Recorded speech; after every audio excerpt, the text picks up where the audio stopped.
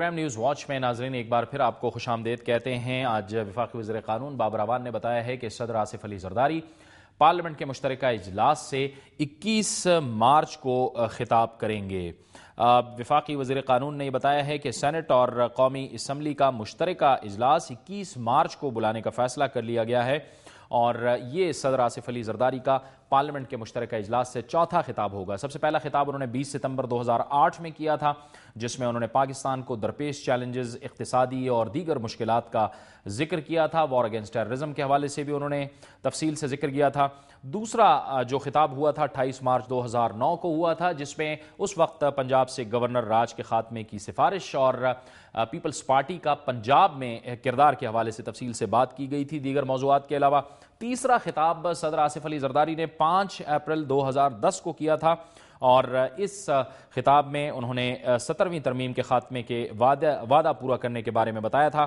اس کے ساتھ ساتھ پارلیمنٹ کو بالادست ادارہ بنانے کی بھی بات کی تھی۔ اب چوتھا جو خطاب ہوگا وہ 21 مارچ 2011 کو ہوگا، ایک ایسے وقت میں کہ جب بھرپور چیلنجز کا سامنا ہے اس وقت حکومت کو۔ ایک طرف دہشت گردی کے خلاف جنگ میں، دوسری طرف اس وقت پاکستان کی جو معیشت ہے وہ گھٹنوں پر ہے۔ اس کے ساتھ ساتھ ہم نے دیکھا کہ جب پیپلز پارٹی نے حکومت شروع کی تھی تو اتحادی اس کے ساتھ تھے، لیکن اب اہم چیلنجز کا سامنا ہے۔ متحدہ قومی موومنٹ پہلے ہی جو ایک اہم اتحادی ہے حکومت کی، وہ بھی اس وقت حکومت سے ناراض بیٹھی ہے اور حکومت کے ساتھ اس کے مذاکرات چل رہے ہیں۔ اس وقت صرف ایک اتحادی جماعت عوامی نیشنل پارٹی پیپلز پارٹی کے ساتھ موجود ہے، جبکہ ایک اور اتحادی جماعت جمعیت علماء اسلام فضل الرحمان گروپ پہلے ہی حکومت سے الگ ہو چکے ہیں۔ ان چیلنجز کو لے کر صدر آصف علی زرداری کا یہ خطاب کن معاملات کو ریفلیکٹ کرے گا، اور یہ جو خطاب ہوتا ہے یہ کوئی قانونی ضرورت ہوتی ہے یا پارلیمانی روایت ہوتی ہے؟ اس پر بات کرنے کے لیے ہمیں جوائن کیا ہے سینٹ کے سابق چیئرمین جناب وسیم سجاد نے، جو اس وقت ہمارے ساتھ ٹیلی فون لائن پہ ہیں۔ بہت شکریہ وسیم سجاد صاحب۔ سب سے پہلے تو ہمارے ناظرین کو یہ بتائیے گا کہ صدر کا جو خطاب ہوتا ہے پارلیمنٹ کے مشترکہ اجلاس سے، یہ ایک قانونی ضرورت ہوتی ہے یا پارلیمانی روایت ہوتی ہے؟ کس طرح سے ہیڈ آف اسٹیٹ مسائل کو اور معاملات کو اس تقریر میں ریفلیکٹ کرتا ہے؟ جی، یہ جو صدر کا خطاب ہوتا ہے جی، یہ ایک پارلیمانی روایت ہے اور اس کا مقصد یہ ہوتا ہے کہ پارلیمانی سال کے آغاز میں صدر مملکت حکومت نے کہ جو پچھلے سال کی جو ان کی کارکردگی ہوتی ہے اس پہ تبصرہ کریں۔ حکومت بتائے گی کہ کیا مسائل تھے، کیا انہوں نے اس کے حل ڈھونڈے، اور زیادہ اہم یہ ہے کہ آئندہ کا جو سال ہے اس میں وہ مسائل سے کیسے نپٹیں گے، ان کی پالیسیز کیا ہوں گی، بیرونی جو پالیسی ہے فارن پالیسی وہ کیا ہوگی، اور جو ڈومیسٹک معاملات ہیں وہ اس کا مسائل کیا ہے اور حل کیا ہے۔ مثلا میں سمجھتا ہوں کہ صدر کے اس خطاب میں ضروری ہوگا کہ وہ جو اس وقت ہمیں درپیش ہیں مسائل ڈومیسٹک فرنٹ پہ، مثلا ٹیررزم ہے، ایکسٹریمزم ہے، لا اینڈ آرڈر کے معاملات ہیں، اس پہ وہ بات کریں۔ پھر یہ جو ہمارے معاشی مسائل ہیں، یہ مہنگائی ہے، بے روزگاری ہے، جو ڈیفیسٹ ہے جس کی وجہ سے پاکستان انتہائی دباؤ میں ہے، اس پہ تبصرہ کریں اور بتائیں کہ بھی حکومت ان مسائل کا حل کیا چاہتی ہے، کیسے کرنا چاہتی ہے۔ پھر فارن پالیسی کے حوالے سے ہندوستان کے ساتھ جو بات چیت ہے، یہ تعلقات ہیں، یہ افغانستان کے جو مسائل ہیں، ایران کے ساتھ گیس پائپ لائن ہے، ان باتوں کا بھی ذکر آنا چاہیے۔ تو مقصد یہ ہوتا ہے جی کہ جب یہ صدر کا خطاب میں وضاحت کروں کہ دراصل یہ حکومت کی پالیسیز پہ ہوتا ہے، صدر کی اپنی جو ذاتی رائے ہوتی ہے اس میں عام طور پہ شامل نہیں ہوتی، اور مقصد یہ ہوتا ہے کہ اس خطاب کے بعد اس پہ تفصیل سے بحث ہو جائے۔ تمام پارلیمنٹ اس پہ بحث کرے گی، اپنی تجاویز دے گی، حکومت کی پالیسیز پہ تنقید بھی کر سکتی ہے، اپنی پالیسیز کے بھی اس کا ہم کیا سمجھتے ہیں کہ حل ہونا چاہیے وہ بھی دے سکتی ہے، تاکہ پارلیمانی سال کے آغاز میں ایک پارلیمنٹ کی جانب سے واضح تصویر سامنے آ جائے۔ تو یہ مقصد ہوتا ہے، یہ ایک اپرچونٹی ہوتی ہے ڈیبیٹ کے لیے اور پالیسی بنانے میں مدد کرنے کے لیے۔ اور یہ انگلستان کے جو سسٹم ہے، پارلیمنٹری سسٹم، وہاں سے شروع ہوا ہے اور بہت سے پارلیمانی نظام وہاں پہ یہ سسٹم رائج ہے۔ تو میں یہ توقع کرتا ہوں کہ اس خطاب میں صدر مملکت جو ہمارے اس وقت بہت اہم مسائل ہیں، مثلا لا اینڈ آرڈر کے متعلق ہے، ایکسٹریمزم ہے، دھماکے ہو رہے ہیں، معاشی جو مسائل ہیں، مہنگائی، بے روزگاری، नई इंडस्ट्री नहीं लग रही, इन्वेस्टमेंट नहीं आ रहा। वसीम सजाद साहब, आप चूंकि इन मामलात पर बड़ी गहरी नज़र रखते हैं, दुनिया की जो दीगर जमहूरियतें हैं, जमहूरी ममालिक हैं, जहाँ पर हेड ऑफ स्टेट आते हैं, वो बात करते हैं, पॉलिसीज़ बयान करते हैं, चूँकि सदर आसिफ अली ज़रदारी ख़ुद पीपल्स पार्टी के चेयरपर्सन भी हैं, शरीक चेयरपर्सन भी हैं।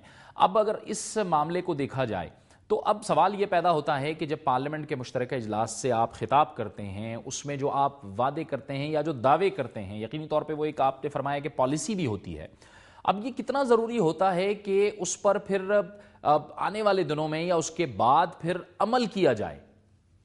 देखिए ना जी, ये पॉलिसी सदर की अपनी नहीं होती, क्योंकि ये पार्लिमानी निज़ाम है, ये हुकूमत की जिम्मेदारी होती है, और सदर जो बात करेंगे वो हुकूमत की जानिब से, ये तकरीर दरअसल हुकूमत की पॉलिसीज की तकरीर होगी, और ये हुकूमत का फर्ज है कि अगर वो ईवान के सामने कोई वादा करते हैं या कोई पॉलिसी पेश करते हैं तो उस पर अमल दरामद कराए। शुरू में तो अब जब पहला खिताब हुआ था तो मेरा ख्याल है अवाम ने ये सोचा होगा कि नई हुकूमत है और इसको अभी अगर इस पे अमल दरामद नहीं करा सकते तो शायद कोई उनको छूट दे दी गई हो, लेकिन अब 3 साल गुजर चुके हैं और अवाम ये तवक्को करेंगे कि जो वो ये बातें करते हैं या की हैं उस पर अमल दरामद किया जाए। और ख़ास तौर पे जो अवाम के मसाइल हैं, जो महंगाई है, जो बोझ उन पे आ गया है, जो पेट्रोल की कीमतें हैं, जो गैस और बिजली की लोड शेडिंग है जिससे इंडस्ट्री बंद हो रही है, इस पे वो अवाम की सहूलत के लिए कुछ करें। तो मेरे ख्याल में अब अवाम ज्यादा इंतजार नहीं करना चाहती, वो तवक्को करेंगे कि हुकूमत अपनी पॉलिसीज की जो बातें करते हैं, जो दावे करते हैं। बहुत बहुत शुक्रिया जनाब वसीम सज्जाद, साबिक चेयरमैन सेनेट, हमसे गुफ्तगू कर रहे थे। और अब प्रोग्राम के इस मरहले में हम आपको बताएंगे कि लाहौर में रहने वाला मंजूर अली अज़्म हिम्मत और मेहनत व अज़्म की वो शानदार मिसाल है, वो आला मिसाल है कि उसने अपनी माजूरी या अपनी कमज़ोरी को कभी भी अपने रास्ते में हायल नहीं होने दिया। उसने रिज़्क़ हलाल कमाया और हमेशा रिज़्क़ हलाल कमाने का उसने अज़्म किया है। वो किस तरह से अपनी माजूरी को कमज़ोरी नहीं बनने देता, इस हवाले से दुनिया न्यूज़ के नुमाइंदे अरसलान रफ़ीक भट्टी ने एक रिपोर्ट तैयार की है। आइए आपको अज़्म हिम्मत की ये मिसाल दिखाते हैं।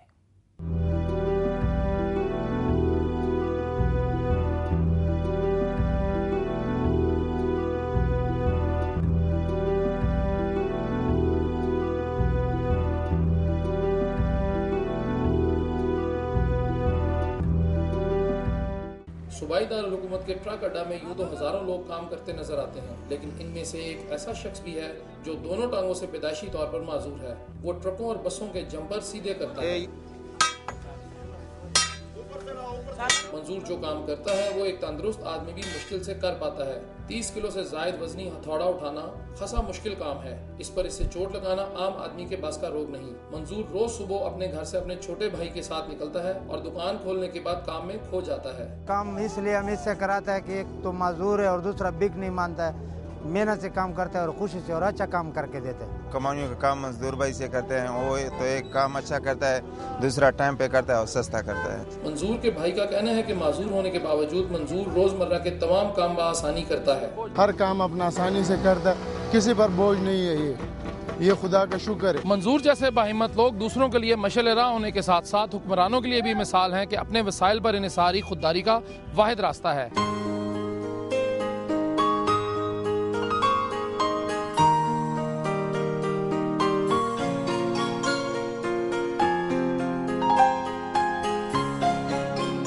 मंजूर जब शाम को अपने घर वापस जाता है तो इसके बच्चे अपने वालिद को देखकर खासे खुश होते हैं। मेरा अबू माजूर है, मुझे ऐसा नहीं लगता ये माजूर है। हमारे किताबें स्कूल के ये ले खेलते भी हैं हमारे साथ। हमारे अबू मजदूरी भी करते हैं, हमको पैसे भी देते हैं, हमसे प्यार भी करते हैं और हमको मारते भी नहीं है। मंजूर का कहना है कि माजूरी को कमजोरी बनाकर जिंदगी नहीं गुजारी जा सकती और दूसरों पर बोझ बनने की बजाय हिम्मत से काम लेते हुए खुद को कारामद शहरी साबित करना चाहिए। हम अपना माजूरी मजबूरी नहीं समझते, क्यों जो एक इंसान हिम्मत करे ना तो सब कुछ कर सकते, ठीक है।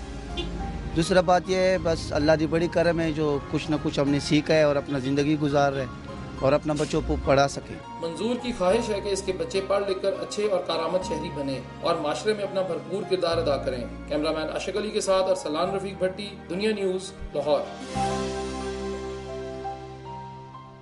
عزم و ہمت کی اعلیٰ ترین مثال آپ نے دیکھی۔ آج پنجاب اسمبلی کا ہنگامہ خیز اجلاس ہوا اور اس اجلاس سے پہلے جیسے کہ توقع کی جا رہی تھی کہ پیپلز پارٹی اور مسلم لیگ ق کی جانب سے شدید رد عمل سامنے آئے گا، آج یہ دیکھا گیا کہ شدید رد عمل سامنے آیا۔ اجلاس شروع ہونے سے پہلے پیپلز پارٹی اور مسلم لیگ ق کے بہت سے ارکان وہاں پر مٹی اور پلاسٹک کے لوٹے لائے تھے اور انہوں نے بھرپور احتجاج کیا مسلم لیگ نون کے خلاف، باوجود اس کے کہ رانا اقبال اسپیکر پنجاب اسمبلی بار بار آرڈر کہتے رہے، لیکن یہ ہنگامہ چلتا رہا اور پیپلز پارٹی اور مسلم لیگ ق کی جانب سے یونیفیکیشن بلاک اور مسلم لیگ نون کے خلاف شدید رد عمل سامنے آیا۔ یہ تھا ہمارا آج کا پروگرام۔ اگر آپ کوئی رائے یا کامنٹ ہم تک بھیجنا چاہتے ہیں تو ہمیں لکھیے، ہمارا ای میل ایڈریس ہے nw@duniatv.tv۔ پروگرام نیوز واچ سے جاوید اقبال کو اجازت دیجیے، اللہ حافظ۔